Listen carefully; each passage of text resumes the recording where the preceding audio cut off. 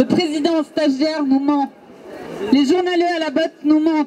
Ils se moquent de nous. Pour eux, nous ne sommes rien. Rien de plus que les gogos de leurs mensonges. Ils nous mentent sur les chiffres. Ils nous mentent sur les vaccins. Pas obligatoire à ce stade, disent-ils. Pas obligatoire, pas encore. Je cite, à ce stade. Après, c'est possible. Après, les pires cauchemars sont possibles. Ces gens-là sont sans foi ni loi.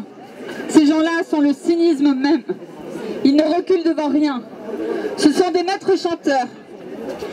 Je ne rendrai pas la vaccination obligatoire, dit Macron. Sommes-nous encore en République? Qu'ils se fassent vacciner, eux d'abord. Qu'ils se fassent injecter leurs vaccins bricolés, eux tous les membres du gouvernement.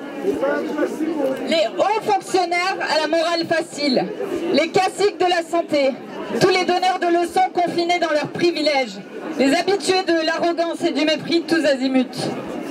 Eux les semeurs de panique, les propagateurs de psychose. Combien de malades ont-ils laissé mourir sans soins? Combien sont morts dans les EHPAD sans un geste humain, sans un regard? Et maintenant, on voudrait que les anciens qui ont survécu servent de cobayes? C'est une apocalypse zombie qu'ils veulent nous préparer. Ça ne leur fait pas peur, rien ne leur fait peur. Même s'ils tremblent de trouille, c'est pour leur place qu'ils tremblent. Ils tremblent à l'idée d'être un jour traînés au tribunal, couverts de goudron et de plumes. Et de masques. Les étudiants sont interdits d'université, privés d'étudier, bien souvent réduits à la misère, comme des centaines de milliers de travailleurs précaires. Sans restaurant et sans bar, les rues de nos villes sont fantômes. Le soir, tout cela a des airs de cimetière. Les artistes de toutes sortes sont réduits au silence. On a interdit la musique, on a interdit les chansons, on a interdit la joie de vivre. On masque les enfants dès 6 ans, on force les enfants à vivre aussi muselés.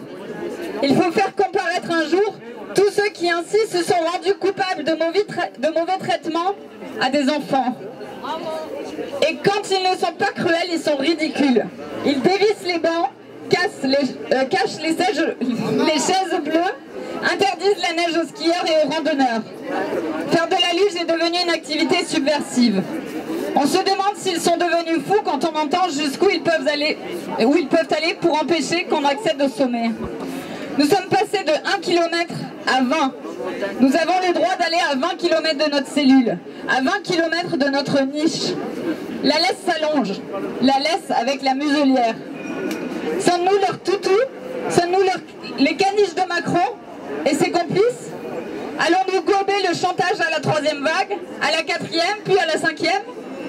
Le tchèque Václav Havel écrivait « Ballotté, manipulé, automatisé, l'homme perd peu à peu la notion de son être. » Nous nous refusons de perdre la notion de notre être. Nous nous refusons de perdre notre dignité. Nous refusons de perdre nos libertés. Nous refusons des vaccins qui sont en fait une thérapie génique. Nous refusons de devenir des OGM. Merci à vous, Éric Thomas. Hey, bravo.